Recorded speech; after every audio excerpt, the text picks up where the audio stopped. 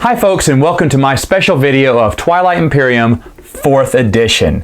Now, I just want to make a little note here at the start of the video is that I'm not going to actually review how to play the game. I'm actually just going to review what the differences are between 3 and 4.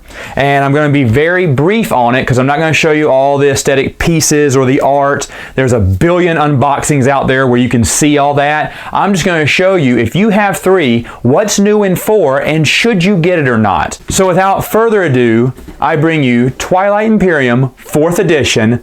Let's check it out.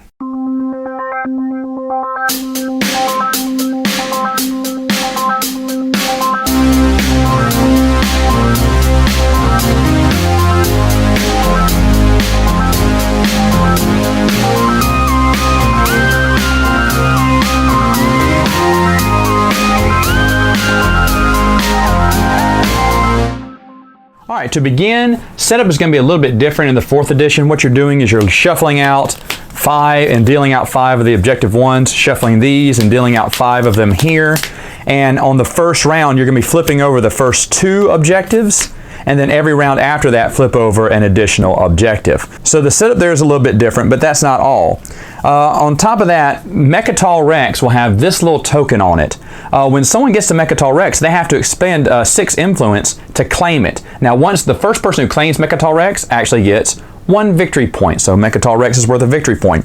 And when you capture Mechatol Rex, you then have another phase, an additional phase you do every round after Mechatol Rex is captured, and that is the agenda phase. And it's just like the political realm here. You're just deciding on 2 laws and voting on them, or 2 of these little agenda cards and voting on them every round. And what people are doing during this round, the things that are different in the agenda phase is any of your planets that you had before.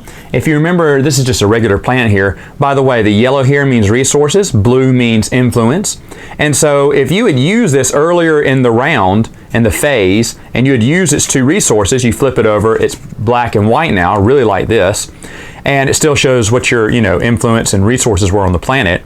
But if you already use it, well, when it gets to the agenda phase, you can flip and refresh all your cards again and now use them again for influence. So remember, in 3rd edition, you could use either or, but in 4th edition, you can use them twice. You can use them once for resources, and then when it goes to the agenda phase, flip them back over, and now use those and add those to your votes on, whatever laws or directives are decided upon in the agenda phase. That is another cool thing. Now, during the agenda phase, they also brought back promissory notes in this game, and the one thing that they changed that made it really special is they gave each alien race their own special promissory note. So for this one, this is for the Lenzix Mine Net.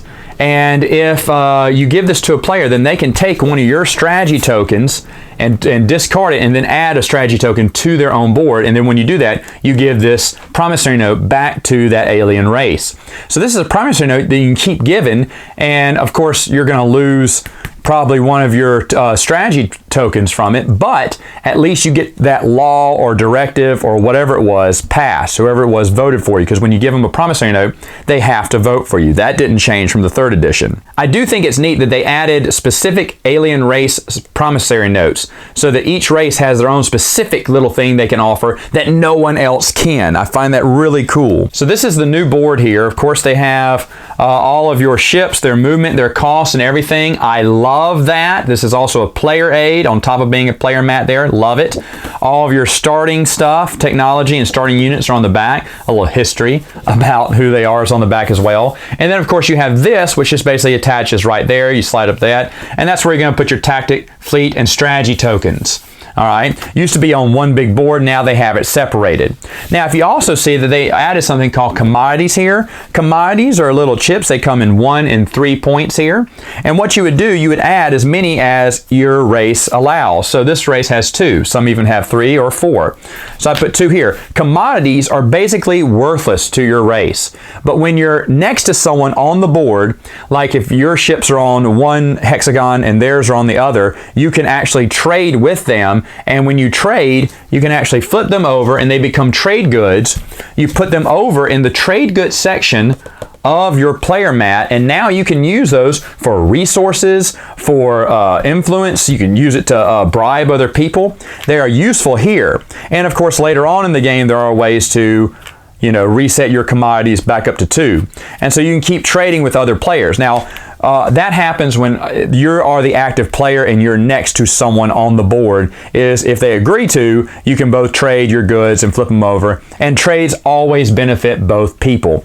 And the thing with trades and commodities, another thing I kind of like as well.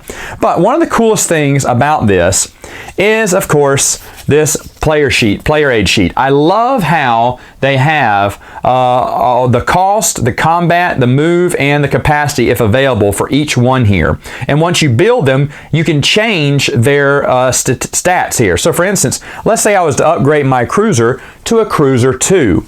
Now, upgrading your stuff will cost you X amount of technology. The tech tree is very, very dumbed down now to where it's just on colors.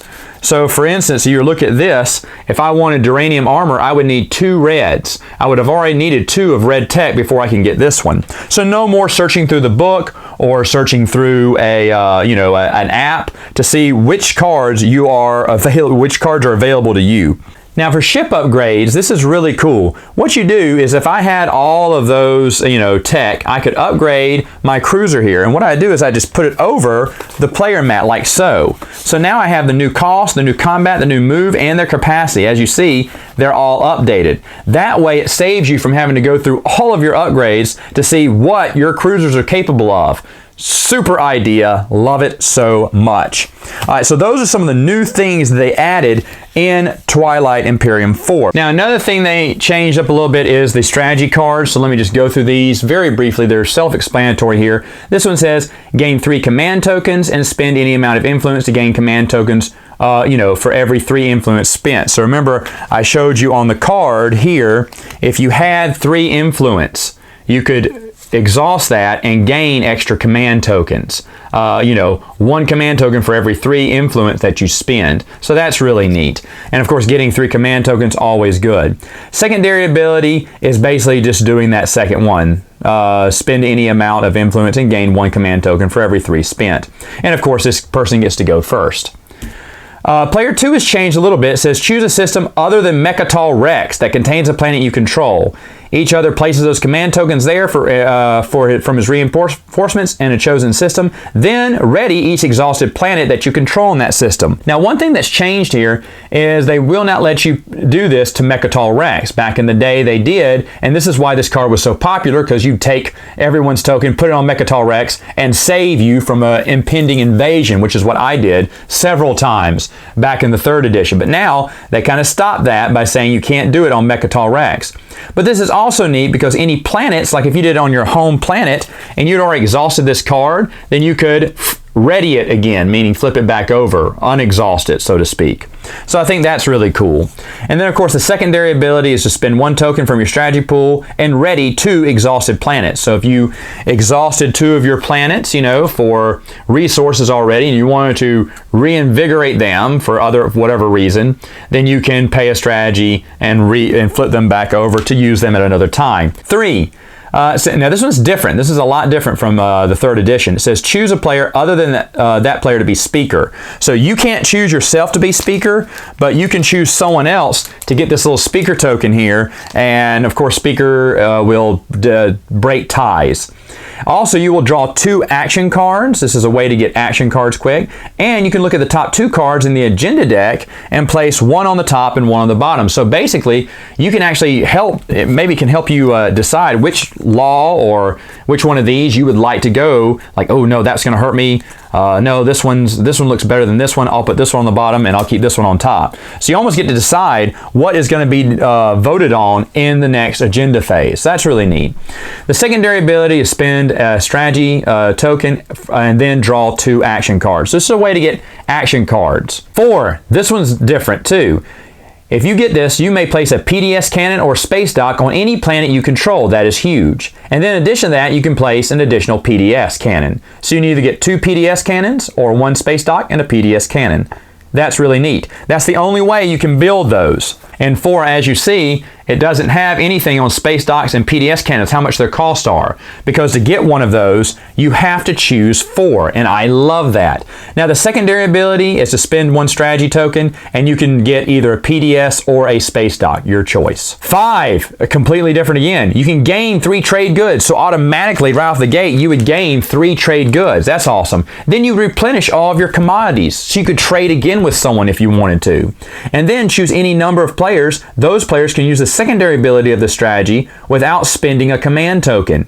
And see here, what they'd have to do is they spend a command token to replenish their commodities. But you can let them do it for free. And I love this because now this actually becomes a negotiation tool. I mean, you talk about trade, man. Yeah, you get to choose the people who get to do this for free and others who don't. I really like that. All right, 6 is a lot different from 3. You would remove one of your command tokens on the board and then gain a command token. So basically you're just taking one off the board and putting one up. And then it says you're going to redistribute any number of command tokens on your command sheet. So remember, at the first of every round, you can distribute these however you want. Well, you can't move them in the middle of the game, in the middle of the phase. So if you have this strategy card here, you can actually redistribute what you need. So you may have figured out, man, I need more fleet, or I need more strategy, or I'm running out of moves. Then you can adjust your board midway through the game thanks to Warfare. That's really cool. Now the secondary ability says spend a token from your strategy pool to use the production ability of one of your space docks and your home system. So basically you can produce stuff, make stuff on your in your home system. It's very different from what's up here. That's kind of wild, but that's 6. Now look at 7. 7 is still technology. You get 1 for free. The next one, if you spend 6 resources, you can get a second one. And down here it says if you spend 1 strategy token and 4 resources, you can research 1 technology. Not much of a difference there.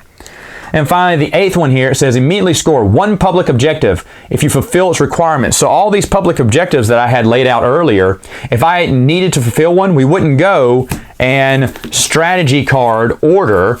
We would actually get to pick it before anyone else could get it from us. That's really powerful. Also, you can gain a victory point if you control Mechatol Rex. If you don't, then you get to draw a secret objective. There are still secret objectives in the game. You can have up to 3 secret objectives on you. So that's really cool.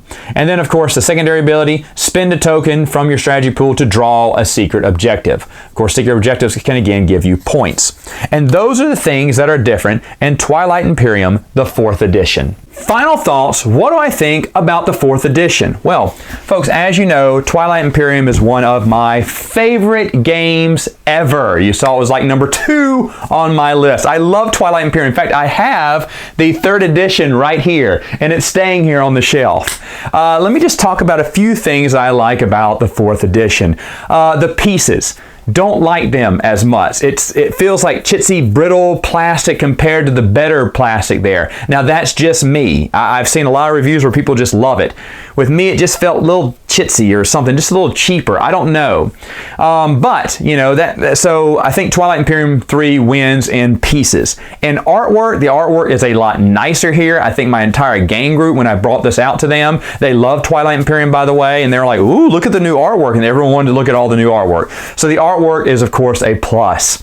Also, there is an insert in the box. You can see this in all the billions of unboxings that are out there, but the inserts are really nice. There's a place for everything. Now, to be honest, I have kind of lost what goes where, and I can't find where to put my planets. I just totally forgot where they went. But there's plenty of room in the box. I just slid them under a different area, and it's fine. The problem solved itself. But I do like the insert. I think it's really neat.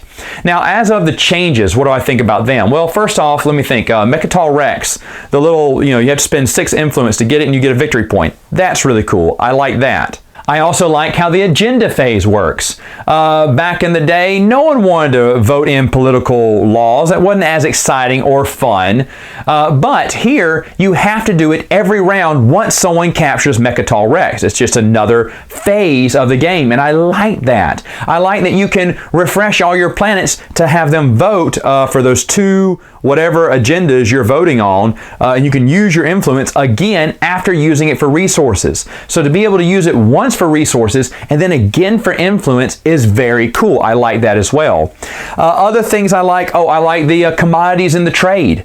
I think that's a really smart thing to do because commodities are worthless. Trade, you want to be next to someone, but man, does paranoia set in. I remember when we played the 4th edition, I was right next to the necrovirus, someplace you don't want to be next to, right? And I was like, look, dude, no one's going to come near you. Everyone was avoiding him. I said, I'm going to be right next to you, and I will continue to trade with you. But if you screw me, and it just feels like Twilight Imperium again. But we made a deal, and we stuck to it. That was the first time I've ever stuck with a deal. But I also told him if I did encroach on his property or attack, he could wipe me off the face of the planet. But it was really cool because do you want to get next to someone? Yes, because you want to have that trade. But at the same time, you don't want them to come attack you. So boundary lines are very well defined, and you want to come close to each other, where at first you would keep a disc space in between each other. Now you want to get closer so you can exchange those goods. There was another group who they had a trade going on, and they had this strong alliance. It actually strengthens alliances now that I think about it, because I had an alliance with a necrovirus, for crying out loud, because we needed each other's trade. And vice versa with the other 2 players, they needed each other's trade. So they kept an alliance the whole time. So who's to say? Maybe that is a great thing. It does, I think it steps up your paranoia, but it also, man, you really got to trust people over this. So I really do like that aspect. Another thing, the promissory notes, the ones that are exclusive for those specific alien species. Love that. Love it. Love it that you can give them away, they can use it, and they can hand it back to you. That is always nice, especially when the agenda phase is flying out. You're going to be throwing out promissory notes left and right. They all have the basic ones that are in Twilight Imperium 3rd edition, but to have those extra special ones, I like that as well. One thing I love about the 4th edition is how they do technology. Technology. Man, you talk about analysis paralysis. You had to look at a chart, or what I had an app on my phone that would look it up. And I'd have everyone download the app so they wouldn't be confused on what goes where, what do you need to build this and that. And it was a big, huge tech tree that was, probably a little cumbersome. But in this edition, it's just colors, which is very simplified, but at the same time, it's really cool. But the thing I love most about it is that player aid on the player board, that when you upgrade any of your vehicles, the new stats are on there. I love that. I love that, because that was the hardest thing for me, is I'll get so many tech that by the end of the game, I don't even know what I have or what I can do. I'm not utilizing all my units the same, because I was so used to the cruisers only moving 1 space, I still will move them 1 space, even though I had the technology during the 3rd edition, I had the technology to move them 2 spaces, and I just totally forgot it upgraded that. It was so long ago. This way you won't forget. It's right there. You place the card over on the mat, and it shows the new statistics. Fantastic. I love that about the game. The strategy cards, really neat. 1 and 7, nothing really new. Let me talk to you about number 2. People liked getting number 2 because they liked being able to refresh some of the planets they used. They even use that secondary ability a lot too. I did as well. If I can get those planets back and refresh them and have extra resources later on in the game, I may need them.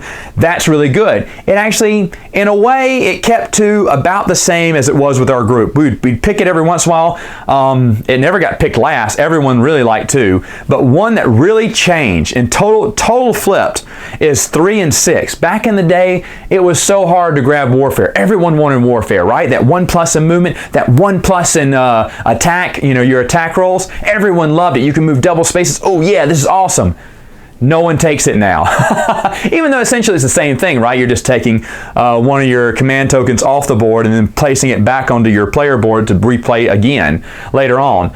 But without the speed, without the strength. And I think that was a good idea, to be honest. 6 was a little powerful.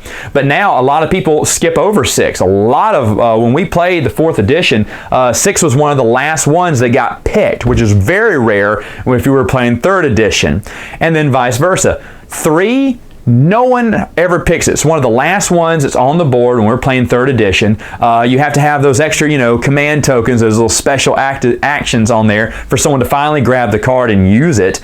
And they said, what can we do to make 3 more powerful? So they took away all that. They forced an agenda phase, which I really do love. And then they said, okay, here, you can get 2 actions. You can help decide on what agenda you'll be voting on. And you get all this cool stuff. So I like 3, and you know what? A lot of people pick 3. 3 was not the last one. 3 was one of the first ones to go a lot of times because people wanted those extra action cards to see what they could do, because action cards are very useful in the game. You need as many as you can get, and so everyone was using even the secondary ability of that to get more action cards. I was too. So they actually made 3 not only different but stronger.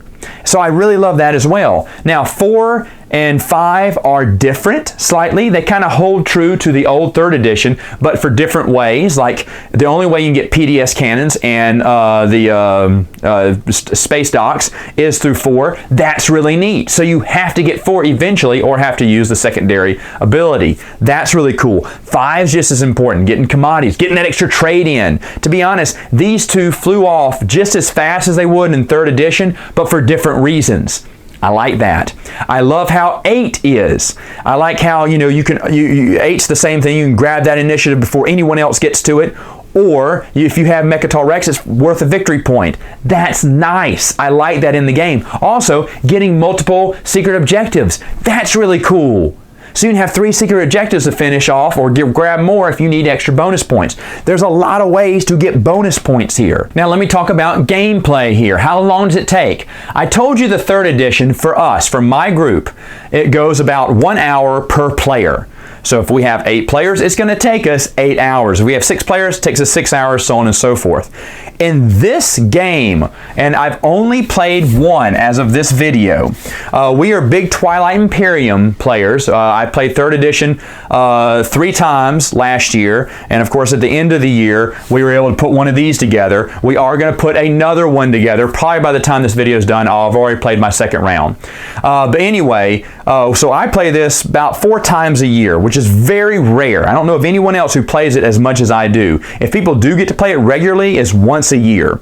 So for us, we've got things down to a science. It takes us 1 hour per person to complete a game. This edition here, 45 minutes per person. It's different. We got done, let me see, 4 people got done, and yeah, that's right, 3 hours.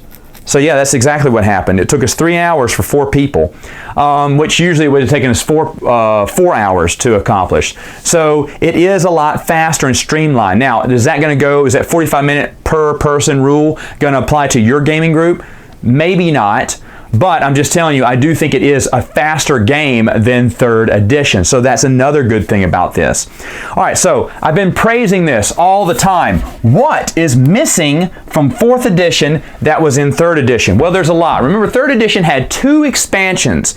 And before you say, Matt, this is totally unfair for you to compare and contrast both of these, since this one doesn't have any expansions. Well, I am, because you can buy this, or you can go online and buy the base game plus all the expansions for the same price. Seriously, I see this thing going for like in between $120 and $150 online, and this one goes between $120 and $150 online, depending on which retailer you go to at the time of this video. So which one? Well, in 3rd edition, what it would have that the other ones wouldn't, tanks. Tanks aren't included in this one, and I really do love tanks. It increases your ground troops there and makes it a little bit different. Same thing with shock troops. You don't have shock troopers in the 4th edition yet, but that would also excite. The ground battles are kind of boring. It's just army versus army, where back in 3rd edition you had shock troops and tanks to kind of mix things up, and it made ground battles a little bit more exciting. Other things that I missed that were in 3rd edition, leaders. I know a lot of people didn't use their leaders. We definitely did. The scientists, the naval, the admirals, the generals, the ambassadors, you name it. We definitely took advantage of what those leaders had. And of course, there are no leaders to be found in the 4th edition. You have things like space mines, which to be honest, we didn't use space mines that much. We use them every once in a while, but they are not in the expansion. Politicians. My group was very disappointed that the politicians that you can bring to the council to vote on agendas in the 3rd edition are not around in the 4th edition. In fact, when we went to the agenda phase, they went, wait, do we have any ambassadors? Do we have any politicians to send? I went, sorry guys, that's in 3rd edition. So we really missed that, because one of the fun things about going and voting on stuff was sending, bodyguards, spies, your bureaucrats out there to see if you could get more points or assassinate someone in court. And that was just so cool. That's out for probably time reasons. I don't know, or maybe people didn't like it. I don't know. Either way, it's not in the 4th edition, and I really liked it in the 3rd edition. There are no mercenaries in the 4th edition. They're in the 3rd edition in its expansions. And mercenaries were used a lot by my group. In fact, in the last few games we played this past year, mercs were getting, that number 5 card was getting swiped up a lot, because everyone was figuring out how powerful a merc could be if it was with your army. So mercenaries were a big thing. They are not in the 4th edition. I don't know what they're called now. The resource enhancing cards, like the ones that increase your production or your influence on a planet. You could get those on your colonization, and I can't remember what the other one was. Those aren't in the 4th edition, which is not bad. Every once in a while we would use those. I use those to bump up my production numbers, not really my influence, but that's not in there. The Lazak scenario that's in the 2nd expansion for the 3rd edition is of course not in this one, and I can't say that's a bad or good thing, because we still haven't played it for the 3rd edition yet. And then one thing that we really did miss, the planet tokens. The ones where you go to a planet, you flip it over and see if it's a benefit or a detriment to you, and also for the ones in space. It does slow the game down. I realize that's why they probably didn't include it in the 4th edition, but we really missed those, because we played with those all the time. The artifacts, where you could get one and grab an extra bonus point. We would do that. We'd put them in hard to go places like the gravity rifts and stuff, the places you probably don't want to visit that much, and that's where you could guess and see if there was a token in there, an artifact in there that would give you a victory point. They don't have artifacts in this. They don't have the primary objectives, which were in one of the expansions, which are basically just simple objectives for you to get that first point. Or when you first go to the political phase, you vote on someone getting rewarded 1 victory point. That's not in there either. Okay, now this is the things off the top of my head. There may be more, but I know that those several things from the expansions are not in 4. Now, is that a bad thing? No, they couldn't put everything in 4, and I realize why. Now, will they come out with expansions for 4th edition? Almost certainly. And probably one expansion could have all of the things I named on there, because you can take them or leave them. Looks like they cut out and just gave you the basic stuff to play the game quick, fast, faster, and fun. I love all the changes that they've made to the 4th edition. I don't think there is anything I would change on this. There wasn't anything I was not liking, besides the pieces. I didn't like the plastic filled the pieces, but that is a small complaint. This is still a fantastic game. So which one should you get, 4th or 3rd edition? Well, to be honest, if you are new to Twilight Imperium and you want to play, but you're not really sure, which one should I get, Matt? Should I get this one or that one? If you don't play it that much, get this one. This one's quicker, more easier to understand, more streamlined, and that'd be the way to go. If you have 3rd edition, you have all the expansions, and you're going to play it a lot, yeah, you probably should keep that one. And I'm so happy that I kept mine. For just a few weeks, I remember when I bought this one, I was trying to sell my 3rd edition with all the expansions.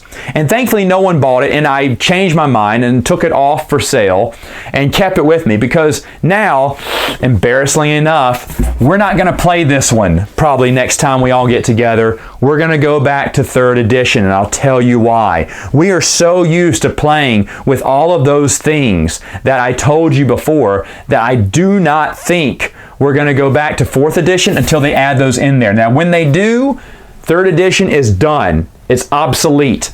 This is the way to go. Now, here I just told you if you have 3rd edition, you probably shouldn't buy the new one, right? No, I'd wait on it. I would wait on it till the expansions came out and it had all the things that this beauty does here. I would not rush out to get 4th edition.